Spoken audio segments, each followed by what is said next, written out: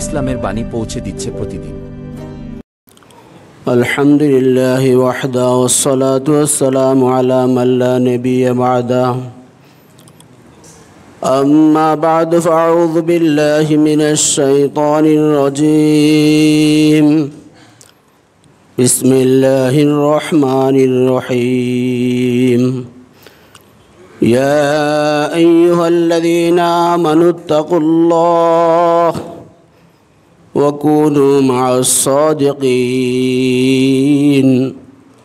وقال رسول الله صلى الله عليه وسلم مثل الجليس الصالح والسوء كحامل المسك ونافخ الكير فحامل المسك إما أن يحذيك وإما أن تبتاع منه وإما أن تجد منه ريحا طيبا ونافخ الكير إما أن يحرق ثيابك وإما أن تجد منه ريحا خبيثا أو كما قال النبي عليه الصلاة والسلام. আসলে বয়ান করবে তো বাইরে থেকে মেহমান আসছে, উনি করবেন। আমি 10-15 মিনিট একটু এর আগে আলোচনা করতেছি আর কি, যাতে করে মেহমানের আলোচনা করতে সুবিধা হয়।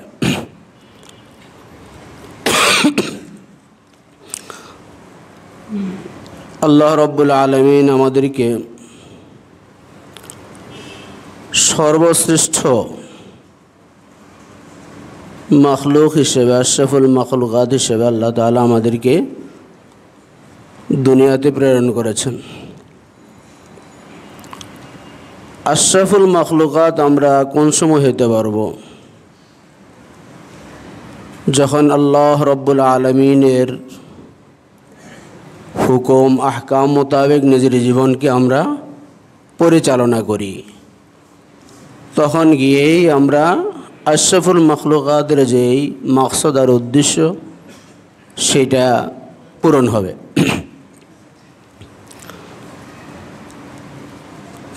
তো এই যে আমরা মজলিসে আসলাম, এক হাদিসের মধ্যে রাসূলুল্লাহ সাল্লাল্লাহু আলাইহি ওয়াসাল্লাম বলেন, 4 জন ব্যক্তিকে, 4 প্রকারের লোককে আল্লাহ পাক জান্নাত দান করবেন। তার মধ্যে এক প্রকারের লোক হলো আল মুতাজালিসিনা ফিয়া। আল্লাহ বলেন, আমার সন্তুষ্টির জন্য যারা কোনো এক জায়গার মধ্যে বসে, পরস্পর বসে একমাত্র আমাকে পাওয়ার জন্য, এদেরকে আল্লাহ পাক জান্নাত দিয়ে দিবেন। তাহলে আমাদের এই বসা যদি একমাত্র আল্লাহকে রাজি খুশি করার জন্যই যদি হয়ে থাকে, হতে পারে জান্নাতে যাওয়ার জন্য এটাই যথেষ্ট হয়ে যাবে। দুনিয়ার পরিবেশ অত্যন্ত খারাপ ছিল, কলুষিত ছিল। মানুষগুলো আল্লাহ ভোলা বান্দা ছিল, আল্লাহর সাথে কোনো সম্পর্ক ছিল না। কিন্তু আল্লাহ রাব্বুল আলামিন মুহাম্মদুর রাসূলুল্লাহ সাল্লাল্লাহু আলাইহি ওয়াসাল্লামকে দুনিয়ার মধ্যে প্রেরণ করছেন একমাত্র আল্লাহর পাকের সাথে বান্দার সম্পর্ক কায়েম করার জন্য। আর এই দাওয়াতেই আম্বিয়া আলাইহিমুস সালাতু ওয়াস সালামরা দিয়েছিলেন। যারা নবীদের কথা মানছে, নবীদের সোহবতে ছিল, নবীদের সংস্রবে ছিল, এরা এমন যে দুনিয়ার মধ্যে থেকেই জান্নাতের সুসংবাদ পেয়ে গেছে। जो न थे खुद राह पर औरों की हादी बन गई, क्या नजर थे जिसने मुर्दों को मसीहा कर दिया। যারা নিজেরাই দেখা যাচ্ছে পথের উপর ছিল না, পথভ্রষ্ট ছিল, এরা মুহাম্মদুর রাসূলুল্লাহ সাল্লাল্লাহু আলাইহি ওয়াসাল্লামের সোহবতে এসে অন্যদের রাহবার বনে গেছে। রাসূলুল্লাহ সাল্লাল্লাহু আলাইহি ওয়াসাল্লাম এক হাদিসের মধ্যে বলছিলেন যে, আমার সাহাবীরা আসমানের নক্ষত্রের মতো, আসহাবিকা নুজুম, সমুদ্রে জাহাজের নাবিকরা যেরকম নক্ষত্র দেখে দিক ঠিক করে, আমার উম্মতরা তোমরাও যদি আমার সাহাবীদেরকে দেখে দিক ঠিক করো, ফাবিআইহিম ইক্তাদাইতুম ইহতাদাইতুম, তোমরা যারই অনুকরণ করবে আমি আল্লাহ তোমাদেরকে হেদায়েত দিয়ে দেব। তাহলে যারা নিজেরাই পথভ্রষ্ট ছিল, কিন্তু এরা রাসূলুল্লাহ সাল্লাল্লাহু আলাইহি ওয়াসাল্লামের সোহবত থেকে উৎকৃষ্ট হয়ে গেছে। আর ওই রাসূলুল্লাহ সাল্লাল্লাহু আলাইহি ওয়াসাল্লাম থেকে এই সিলসিলাটা জারি হয়ে আসছে। রাসূলের থেকে আসমানি ইলম এই সোহবতের মাধ্যমে পেয়েছেন সাহাবায়ে কেরাম, তাদের থেকে তাবিঈন, তাদের থেকে তবে তাবিঈন, এরপরে উলামায়ে মুতাকাদ্দিমিন মুতাআখিরিন পেতে পেতে এ পর্যন্ত আসছে। এখন আমরাও যদি কিছু সময় যদি নাকি আল্লাহ পাকের সন্তুষ্টির জন্য, আল্লাহকে রাজি খুশি করার জন্য আল্লাহ ওয়ালাদের সোহবতে যদি কিছু সময় দিতে পারি, কাটাইতে পারি, তাহলে আমরাও দামি হয়ে যাব।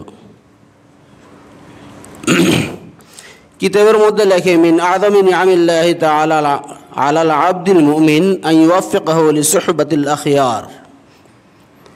লিআবদিল মুমিন, মুমিন বান্দার জন্য সবচেয়ে বড় নিয়ামত হলো আল্লাহ রাব্বুল আলামিন তাকে নেককার বান্দাদের সোহবতে বসার তৌফিক দেওয়াটা। তাহলে নিয়ামত আল্লাহ মুমিন বান্দাদের জন্য সবচেয়ে বড় নিয়ামত, সবচেয়ে বড় নিয়ামত হলো আন ইউওয়াফিকাহু লিসুহবাতিল আখিয়ার, নেককার বান্দাদের সোহবতে কিছু সময় কাটানোর তৌফিক দেওয়া। এটা হলো মুমিন বান্দার জন্য সবচেয়ে বড় নিয়ামত। ওয়া মিন উকুবাতিহি আন ইবতালিহি বিসুহবাতিল আশরার, আর বান্দাকে যদি নাকি আপনার শাস্তি দিতে আল্লাহ পাক চান, আযাব দিতে চান, তাহলে তাকে খারাপ লোকদের মজলিসের মধ্যে তাকে এরকম বসার সুযোগ করে দেয়। তাহলে আল্লাহ পাকের ফজল ও করম যে আল্লাহ তাআলা আমাদেরকে নেককারদের সোহবতে আসার তৌফিক দান করছেন। ফাসুহবাতুল আখিয়ারি তুসিলুল আবদা ইলা আলা ইল্লিয়িন, নেককারদের সোহবত বান্দাকে জান্নাত পর্যন্ত পৌঁছায় দিবে। নেককারদের সংস্রবে থাকলে বান্দা জান্নাত পর্যন্ত পৌঁছে যাবে। ওয়া সুহবাতুল আশরার তুসিলু ইলা আসফালা সাফিলিন, আর বদকারদের সোহবতে যদি বসে এই লোক জাহান্নামে পৌঁছে যাবে। এই জন্যই রাসূলুল্লাহ সাল্লাল্লাহু আলাইহি ওয়াসাল্লাম একটা হাদিস এখানে যেটা আমি তেলাওয়াত করেছিলাম, প্রথমে আয়াতে কারিমে তরজমা করছি। আল্লাহ বলতেছেন যে ইয়া আইয়ুহাল্লাযীনা আমানু, হে ঈমানদাররা,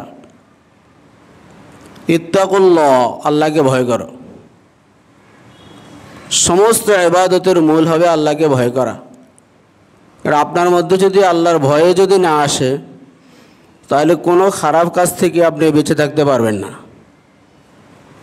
আর একটা জিনিস যদি থাকে, খৌফে খোদা, খশিয়াতুল্লাহ, আল্লাহর ভয় যদি কোনো মানুষের ভিতরে ঢুকে যায়, একটা জিনিসেই তাকে খারাপ কাজ থেকে, যত ধরনের খারাপ কাজ আছে সকল খারাপ কাজ থেকে তাকে বিরত রাখবে। এই জন্য আল্লাহ মুমিনদেরকে প্রথমে বলছি ইত্তাকুল্লাহ, তোমরা আমি আল্লাহকে ভয় করো, আমাকে ভয় করো। ওয়া কুনু মা'আস সাদিকিন, এরপরে তোমরা সত্যবাদীদের সাথে থাকো। নেককারদের সাথে থাকলে নেককার হওয়া যায়, আর বদকারদের সাথে যদি থাকা হয় তাহলে কি হবে?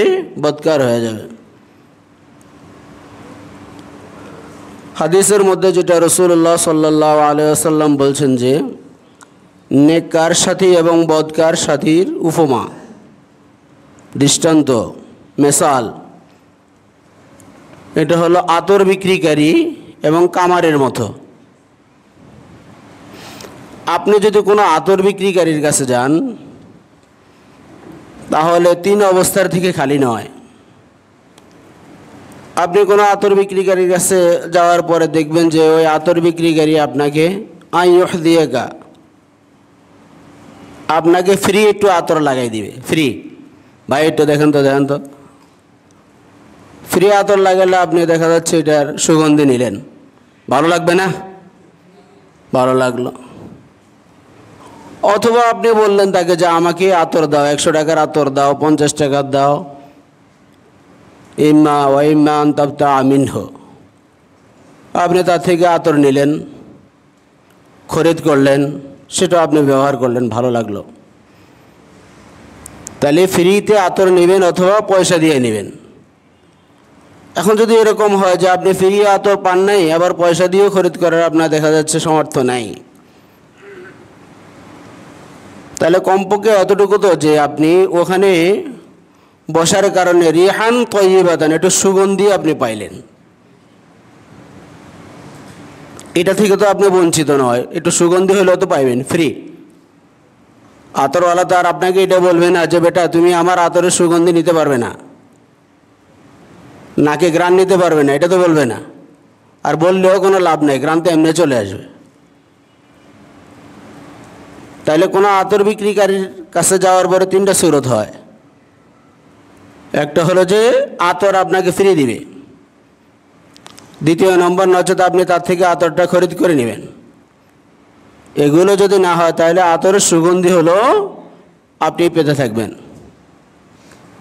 আচ্ছা, আর যদি আপনি কোনো কামারের কাছে যান, তো কামার দেখবেন যে হাফার একটা টান দিবে এভাবে, যেটার বাতাসে আপনার ওই কয়লা জ্বলতে থাকে। এখন আপনি যদি ওইটার কাছে যান তো ইম্মা ইউহরিকু সিয়াবাকা, অনেক সময় আগুন লেগে আপনার কাপড়টায় পড়া যাবে, জামার এখান দিয়ে পড়া যায়, লুঙ্গির এখান দিয়ে পড়া যায়, ওখান দিয়ে পড়া যায়।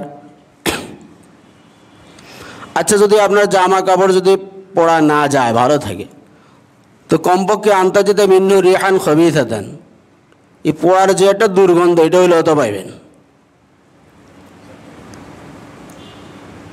তাহলে খারাপ লোকদের সোহবতে যদি আপনি থাকেন,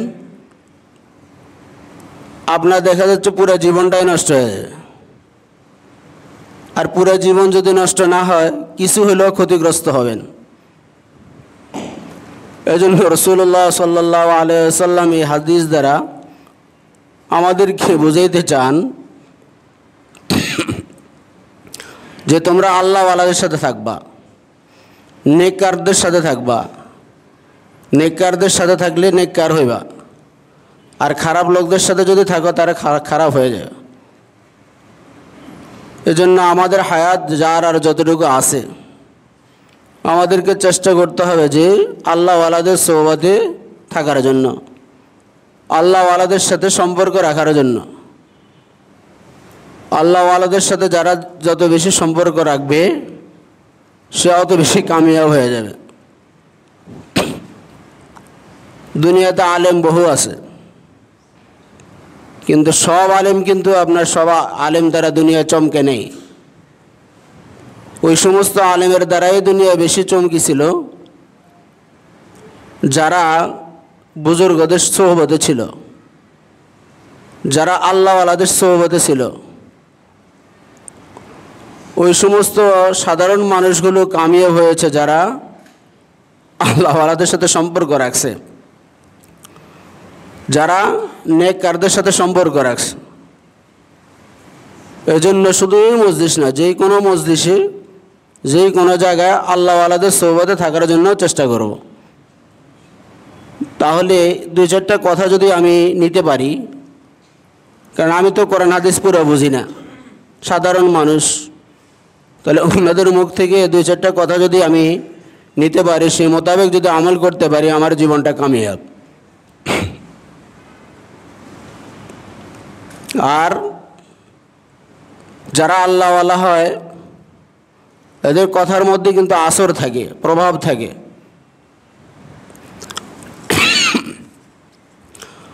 হযরত হাফিজ হুজুর রহমতুল্লাহ আলাইহি একবার ঢাকাতে আসতেছিলেন, নাম শুনছেন না নাকি? হাফিজ হুজুর মোহাম্মদুল্লাহ হাফিজ হুজুর।